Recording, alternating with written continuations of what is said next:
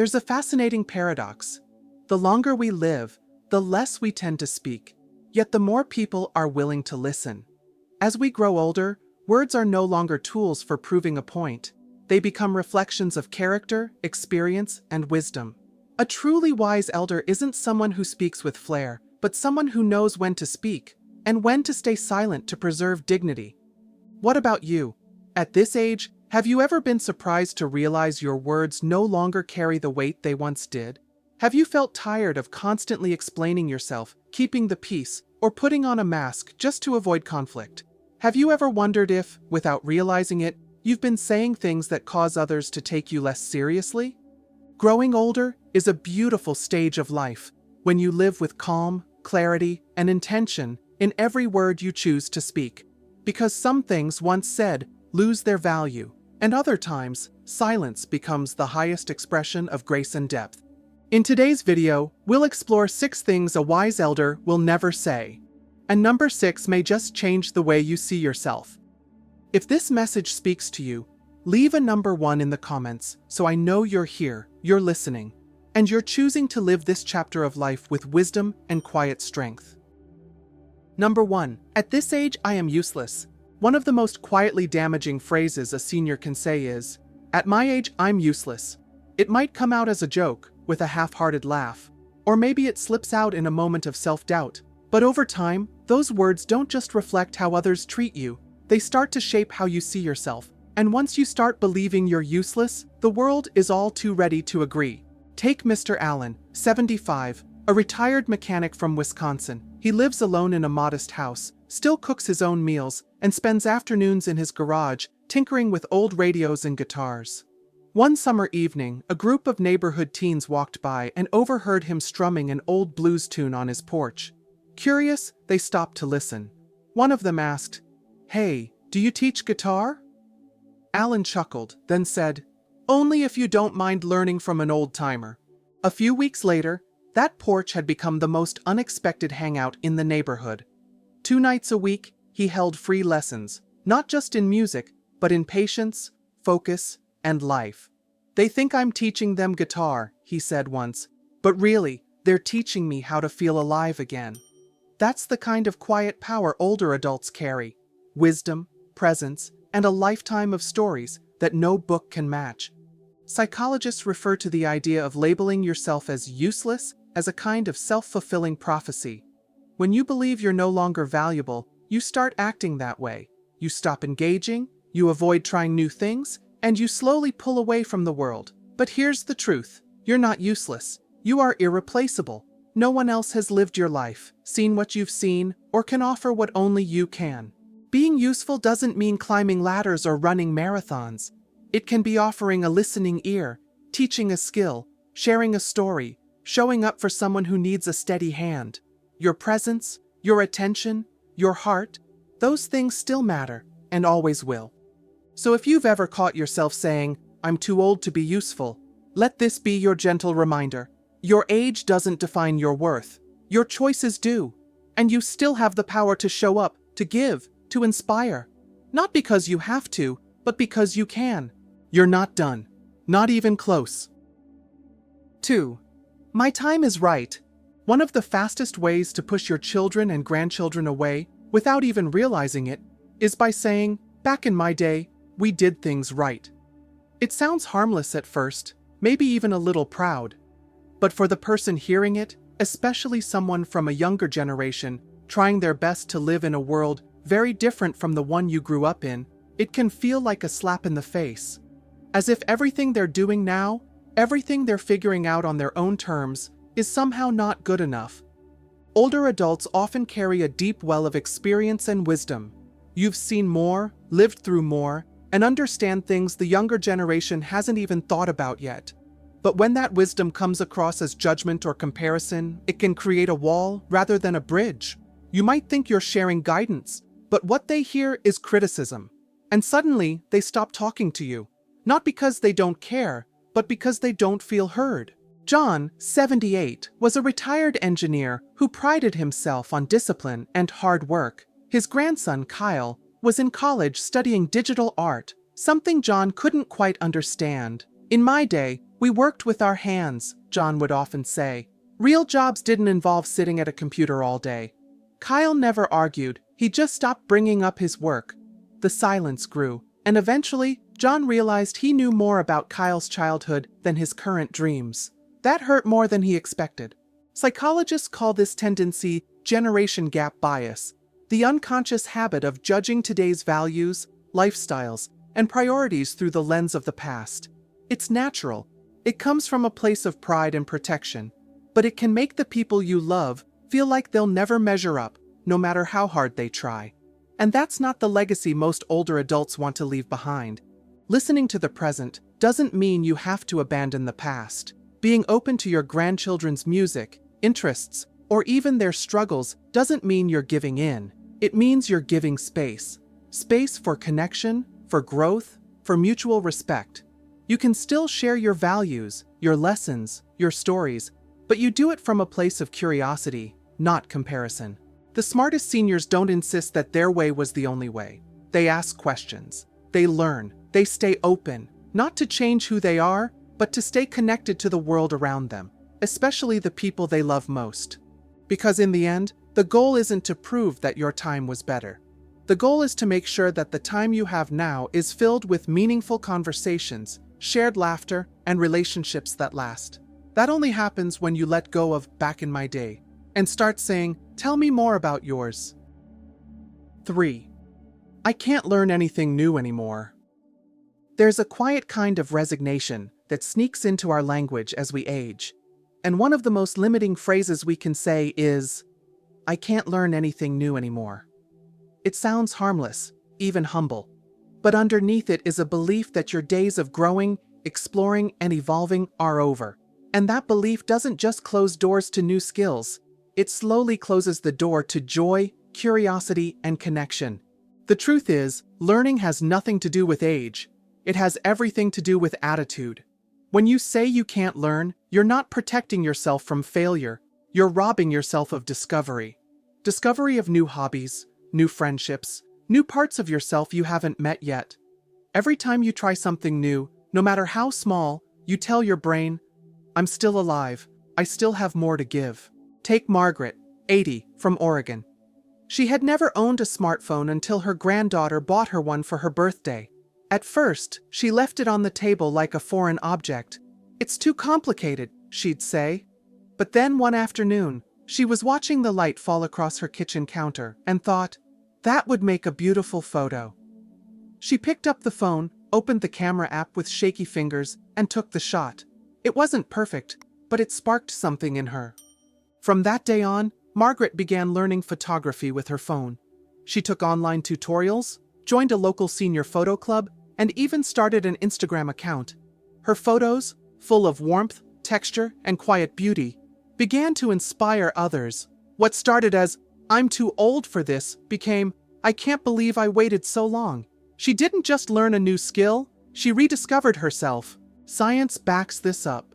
Our brains remain capable of learning and forming new connections well into our later years. It's called neuroplasticity, the brain's ability to adapt and grow. The more you engage with something new, the more your brain thanks you with sharper memory, better mood, and a stronger sense of purpose. So if you've ever found yourself saying, "I'm too old to learn that," pause for a moment. Ask yourself, is it really true?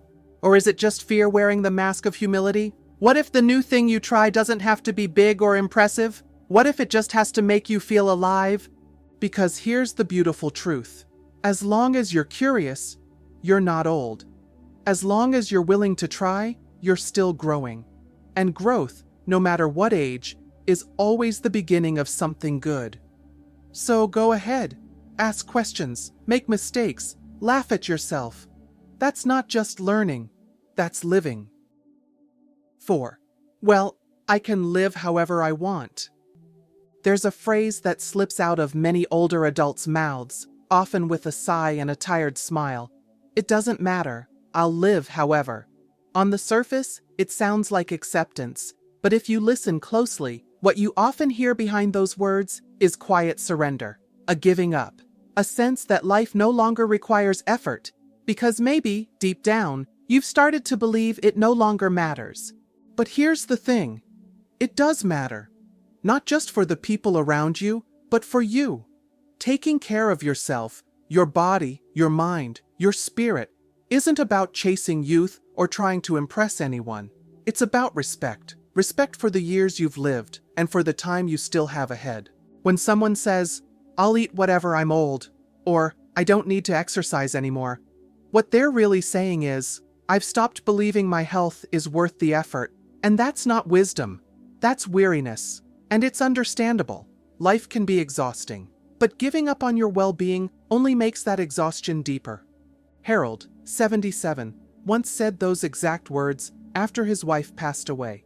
He stopped cooking, stopped going on walks, stopped caring about the little routines that once gave his day structure.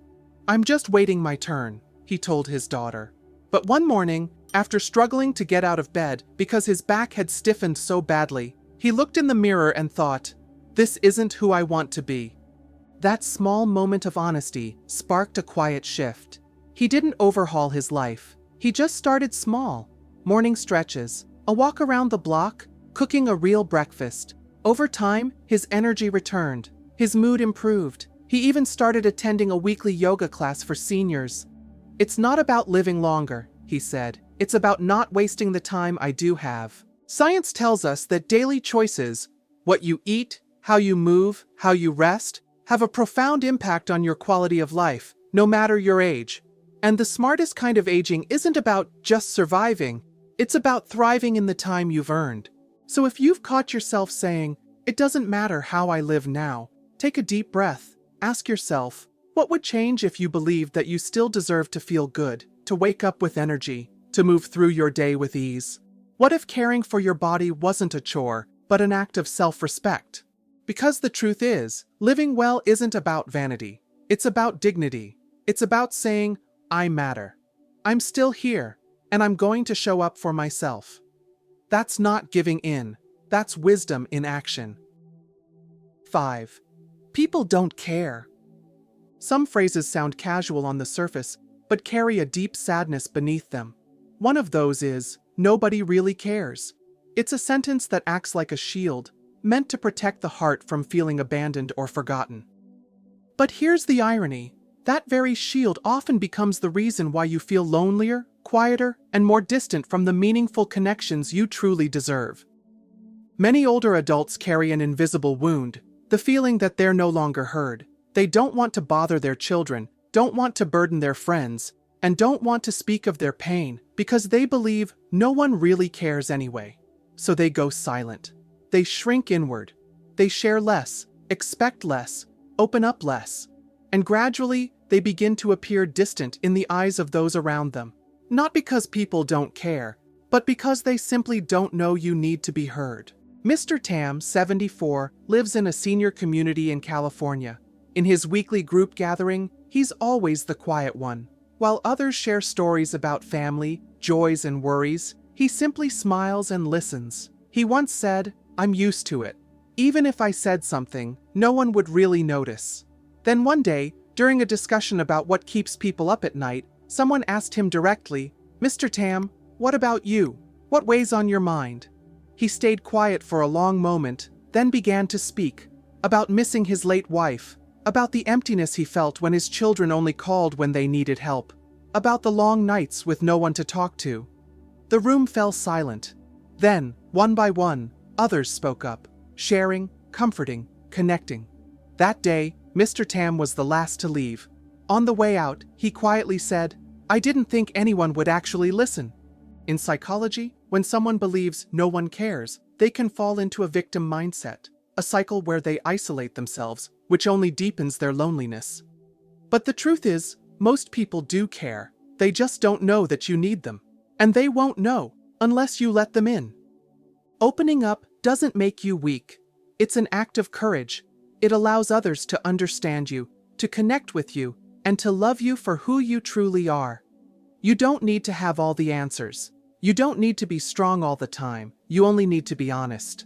Sometimes a simple sentence, spoken from the heart, can become the bridge to the deep, kind, and loving relationships you still deserve, even at 70, 80, or beyond. 6. I'm old. I'm fine with whatever I am. Maybe all of us have heard, or even casually said, a phrase that sounds simple on the surface but carries a quiet weight beneath it. I'm old now, whatever works is fine. It's the kind of thing that slips out when someone asks for your opinion, invites you to choose a meal, suggests a little outing, or even offers you a small gift. And you, out of habit, out of politeness, or out of fear of being seen as too old to be picky, simply step back, shrug, and say, whatever works for me. But is that truly how you feel? Or somewhere deep down, do you still have preferences, desires, and feelings? You've just forgotten how to voice them? As we age, many of us get used to putting others first, to keeping the peace, to going along, and slowly, we lose touch with the sense that we have a right to choose. You sit wherever, eat whatever, wear whatever, live however, and in doing so, your needs begin to disappear in the eyes of others, not because they don't care, but because you've unintentionally taught them not to ask. Lan, 78, lives in San Jose with her daughter and 2 grandkids. Every mealtime, when asked, "What would you like to eat, Mom?" she always replies, "Anything's fine, as long as you all are happy." At first, everyone thought she was just easygoing. But one day, she had a mild allergic reaction to a dish she didn't actually like, and the doctor gently told her, "You need to speak up if something doesn't sit right. You don't have to keep quiet for everyone else's sake." That moment shook her, not just because of the health scare, but because she realized she had spent years putting herself last, so much so that she'd forgotten how to put herself anywhere at all. Growing older is not a time to fade into the background. It's the next chapter of your life, the part where you know yourself better, where you get to choose how you live, and where loving yourself is no longer a luxury, but a responsibility. You don't have to live with whatever works just because of your age. You're still allowed to crave your favorite foods, visit the places you love, wear the colors that bring you joy, and speak what's truly on your heart. Because you are still here, and living with intention is the most dignified way to embrace every day you have. Wise people don't wait for others to validate their worth. They live as if each day is an opportunity to be real, to be whole, to be fully themselves. And you, whether you're 60, 70, 80, or beyond, still have that right. Not to do something grand, but to simply live in a way that's true, without apology, without hesitation, without shrinking back. Because you are still the main character in your own story, and the next chapter is still very much worth writing. At a certain point in life, we stop needing to win arguments, stop needing others to validate that we're right, and stop trying to please everyone. What older adults truly need is to live in alignment with who they really are, not for anyone else, but because they deserve to. And to do that, the first step is letting go of the quiet little phrases we say that slowly make us feel smaller each day. You are not useless. You are not outdated. You don't need to shrink yourself or stay silent just to be loved. Every choice you make, every thought you have, every word you speak still carries value, as long as you believe in it. Growing older is not the final stretch of the journey. It's the most profound chapter, the most reflective one. And if you choose, it can also be the most beautiful. If this video touched something in your heart, leave a comment with the number 1 so I know you're here, feeling it too. And don't forget to like, subscribe, and share this with someone you care about, so we can walk this chapter of life together, with wisdom, dignity, and strength.